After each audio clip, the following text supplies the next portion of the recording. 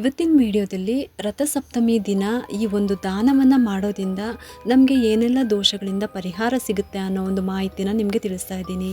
ಮುಂದಿನ ವಿಡಿಯೋದಲ್ಲಿ ರಥಸಪ್ತಮಿ ದಿನ ಯಾವ ರೀತಿ ನಾವು ಆಚರಣೆ ಮಾಡಬೇಕು, ಯಾವ ರೀತಿ ಸ್ನಾನ ಮಾಡಬೇಕು, ಹಾಗೆ ಎಷ್ಟು ಎಕ್ಕದ ಎಲೆನ ಇಟ್ಕೊಂಡು ನಾವು ಸ್ನಾನವನ್ನು ಮಾಡಬೇಕು, ಆ ಒಂದು ಸ್ನಾನ ಮಾಡುವಾಗ ಹೇಳ್ಕೊಳ್ಳುವಂಥ ಮಂತ್ರ ಆದರೂ ಯಾವುದು, ಮತ್ತು ಸೂರ್ಯನಿಗೆ ಅರ್ಘ್ಯವನ್ನು ಯಾವ ರೀತಿ ಕೊಡಬೇಕು, ಯಾವ ಮಂತ್ರವನ್ನು ಹೇಳ್ಕೋಬೇಕು, ಇದೆಲ್ಲನೂ ಕೂಡ ವಿವರವಾಗಿ ಹಿಂದಿನ ವಿಡಿಯೋದಲ್ಲಿ ತಿಳಿಸ್ಕೊಟ್ಟಿದ್ದೀನಿ.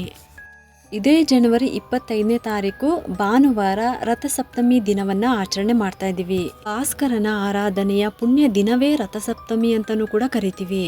ರಥಸಪ್ತಮಿಯನ್ನು ನಾವು ಮಾಘ ಸಪ್ತಮಿ ಮತ್ತು ಸೂರ್ಯ ಜಯಂತಿ ಅಂತಲೂ ಕೂಡ ಕರಿತೀವಿ.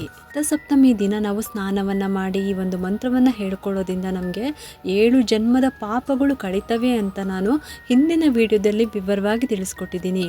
7 ವಿಧವಾದ ಪಾಪ ತಾಪಗಳು ಕಳೀತವೆ ಅಂತ. ಇನ್ನು ಯಾರೆಲ್ಲ ಮಕರ ಸಂಕ್ರಾಂತಿಗೆ ಭೋಗಿಯನ್ನು ಕೊಟ್ಟಿಲ್ಲ ಅಂತ ಅನ್ನೋರು ಈ ದಿನ ಅಂದರೆ ರಥಸಪ್ತಮಿ ದಿನ ಭೋಗಿಯನ್ನು ಕೊಡ್ಬೋದು.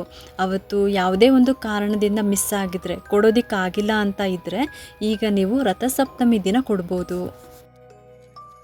ಇನ್ನು ಇವತ್ತಿನ ಉಪಯುಕ್ತ ಮಾಹಿತಿ ಅಂತ ಅಂದರೆ ರಥಸಪ್ತಮಿ ದಿನ ನಾವು ಕೂಷ್ಮಾಂಡ ದಾನವನ್ನು ಮಾಡಬೇಕು. ಅಂದರೆ ಬೂದುಗುಂಬಳಕಾಯಿ ದಾನವನ್ನು ಮಾಡಬೇಕು. ಇದನ್ನು ಯಾಕೆ ಕೊಡಬೇಕು ಅಂತ ಹೇಳ್ತೀನಿ.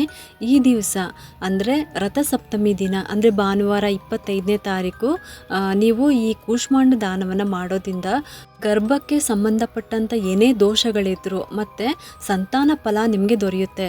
ಅದಕ್ಕೋಸ್ಕರ ಸಂತಾನಕ್ಕಾಗಿ ಯಾರ್ಯಾರು ಅಪೇಕ್ಷೆಯಲ್ಲಿದ್ದರೋ ಅವರೆಲ್ಲರೂ ಈ ಒಂದು ಕೂಷ್ಮಾಂಡ ದಾನವನ್ನು ಮಾಡಬೇಕು ಆವತ್ತಿನ ದಿನ.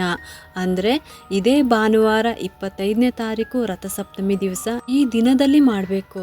ಗರ್ಭಕೋಶದಲ್ಲಿ ಏನಾದರೂ ದೋಷ ಇದ್ರೂ ಅದಕ್ಕೆ ಪರಿಹಾರ ಆಗುತ್ತೆ, ಹಾಗೆ ಸಂತಾನಕ್ಕೆ ಅನುಕೂಲ ಆಗುತ್ತೆ. ಮೊದಲು ನೀವು ಏನು ಮಾಡಬೇಕು ಅಂತ ಅಂದರೆ ದೇವ್ರ ಮುಂದೆ ದೀಪವನ್ನು ಹಚ್ಚಬೇಕಾಗುತ್ತೆ. ಅದಾದಮೇಲೆ ಕುಂಬಳಕಾಯಿಗೆ ತುಪ್ಪವನ್ನು ಸವರಬೇಕು. ಆಮೇಲೆ ದಕ್ಷಿಣೆ ಸಮೇತವಾಗಿ ನೀವು ದೇವ್ರ ಮುಂದೆ ಇಡಬೇಕಾಗುತ್ತೆ. ಸಂಕಲ್ಪ ಮಾಡ್ಕೊಳ್ಳಿ. ಈ ಕೂಷ್ಮಾಂಡ ದಾನಕ್ಕೆ ಒಂದು ಮಂತ್ರ ಕೂಡ ಇದೆ, ಅದನ್ನು ಹೇಳ್ಕೊಂಡು ಮೊದಲು ಸಂಕಲ್ಪವನ್ನು ಮಾಡ್ಕೊಳ್ಳಿ. ಆಮೇಲೆ ಅದನ್ನು ತೊಗೊಂಡೋಗ್ಬಿಟ್ಟು ಕೊಡ್ಬೋದು. ಅಥವಾ ಯಾವುದಾದ್ರೂ ದೇವಸ್ಥಾನದಲ್ಲಿ ಅಥವಾ ಬ್ರಾಹ್ಮಣರಿಗೆ ದಾನವಾಗಿ ಕೊಟ್ಟರೆ ನಿಮಗೆ ಗರ್ಭದೋಷ ನಿವಾರಣೆ ಆಗುತ್ತೆ, ಹಾಗೆ ಸಂತಾನ ಫಲ ನಿಮಗೆ ಆಗುತ್ತೆ. ನೀವು ಬೂದುಗುಂಬಳಕಾಯಿಗೆ ತುಪ್ಪವನ್ನು ಲೇಪಿಸಬೇಕಾಗುತ್ತೆ. ಅಂದರೆ ತುಪ್ಪವನ್ನು ಬೂದುಗುಂಬಳಕಾಯಿಗೆ ಹಚ್ಚಬೇಕು.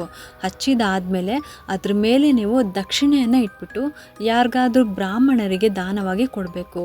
ಪುರೋಹಿತರಿಗೆ ದೇವಸ್ಥಾನದಲ್ಲಿ ತೊಗೊತಾರೆ ಅಂಥವ್ರಿಗೆ ನೀವು ಈ ಒಂದು ಕೂಷ್ಮಾಂಡ ದಾನವನ್ನು ಮಾಡಬೇಕು. ಇನ್ನು ಕೂಷ್ಮಾಂಡ ದಾನವನ್ನು ಮಾಡುವಾಗ ಹೇಳಬೇಕಾಗಿರುವಂಥ ಮಂತ್ರನ ತಿಳ್ಕೊಳ್ಳೋಣ. ಈ ಮಂತ್ರನ ನೀವು ದೇವಸ್ಥಾನದಲ್ಲಿ ಹೇಳ್ಕೊಂಡು ದಾನ ಮಾಡ್ಬೋದು, ಅಥವಾ ಮನೆಯಲ್ಲೇ ಹೇಳ್ಕೊಂಡು ಸಂಕಲ್ಪವನ್ನು ಮಾಡಿಕೊಂಡು ಕೂಡ ನೀವು ದಾನ ಮಾಡ್ಬೋದು. ಈ ಮಂತ್ರನ ಡಿಸ್ಕ್ರಿಪ್ಷನ್ ಬಾಕ್ಸ್ನಲ್ಲೂ ಕೂಡ ಬರೆದಿರ್ತೀನಿ, ಹಾಗೆ ಸ್ಕ್ರೀನ್ ಮೇಲೂ ಕೂಡ ಬರೆದಿರ್ತೀನಿ. ನೀವು ನೋಡಿಕೊಂಡು ಬರೆದುಕೊಂಡು ನೀವು ಹೇಳ್ಕೊಬೋದು. ಮತ್ತು ಯಾರ್ಯಾರಿಗೆ ಸಂತಾನ ಅಪೇಕ್ಷೆ ಇದೆಯೋ ಕೂಷ್ಮಾಂಡ ದಾನವನ್ನು ಮಾಡಬೇಕು. ಈ ದಾನವನ್ನು ಬ್ರಾಹ್ಮಣರಿಗೆ ಮಾಡಬೇಕು. ಆ ಒಂದು ಮಂತ್ರವನ್ನು ತಿಳ್ಕೊಳ್ಳೋಣ ಬನ್ನಿ. ಇವಾಗ ಈ ಒಂದು ಮಂತ್ರವನ್ನು ನೀವು ಹೇಳಿಕೊಂಡು ನೀವು ಆಮೇಲೆ ನೀವು ದೇವಸ್ಥಾನಕ್ಕೆ ತೊಗೊಂಡೋಗ್ಬಿಟ್ಟು ಕೂಡ ನೀವು ಪುರೋಹಿತರಿಗೆ ಕೊಡ್ಬೋದು. ಅಥವಾ ನೀವು ದೇವಸ್ಥಾನಕ್ಕೆ ತೊಗೊಂಡೋಗ್ಬಿಟ್ಟು ನೀವು ಅಲ್ಲೇ ಈ ಒಂದು ಮಂತ್ರವನ್ನು ಹೇಳಿಕೊಂಡು ಕೂಡ ನೀವು ಪುರೋಹಿತರಿಗೆ ದಾನವಾಗಿ ಕೊಡ್ಬೋದು. ನಿಮಗೆ ಯಾವ ರೀತಿ ಅನುಕೂಲ ಆಗುತ್ತೋ ನೀವು ಆ ರೀತಿ ಮಾಡ್ಕೋಬೋದು. ಇದರಿಂದ ನಿಮಗೆ ಗರ್ಭದೋಷದಲ್ಲಿ ಏನಾದರೂ ತೊಂದರೆ ಇದ್ದರೆ ಅದು ನಿವಾರಣೆ ಆಗುತ್ತೆ, ಹಾಗೆ ಸಂತಾನ ಫಲಕ್ಕೆ ಅವಕಾಶ ಮಾಡಿಕೊಡುತ್ತೆ. ಈ ದಿನ ಅಂದರೆ ರಥಸಪ್ತಮಿ ದಿನ ಈ ದಾನವನ್ನು ಮಾಡಿ, ಅಂದರೆ ಕೂಷ್ಮಾಂಡ ದಾನವನ್ನು ಮಾಡಿ ಅಂತ ಕೇಳ್ಕೊಳ್ತಾ ಈ ವಿಡಿಯೋನ ಮುಗಿಸ್ತಾ ಇದ್ದೀನಿ. ಈ ಒಂದು ಉಪಯುಕ್ತ ಮಾಹಿತಿ ನಿಮ್ಗೆ ಇಷ್ಟ ಆಗಿದ್ದರೆ ಒಂದು ಲೈಕ್ ಮಾಡಿ, ಶೇರ್ ಮಾಡಿ ಮತ್ತು ಸಬ್ಸ್ಕ್ರೈಬ್ ಮಾಡಲು ಮರಿಬೇಡಿ. ಯಾಕಂದರೆ ನೀವು ಮಾಡುವ ಒಂದು ಸಬ್ಸ್ಕ್ರೈಬಿಂದ ನಮ್ಮಂತಹ ಸಣ್ಣ ಸಣ್ಣ ಚಾನಲ್ಸ್ಗೆ ಒಂದು ಸಪೋರ್ಟ್ ಮಾಡ್ದಂಗೆ ಆಗುತ್ತೆ.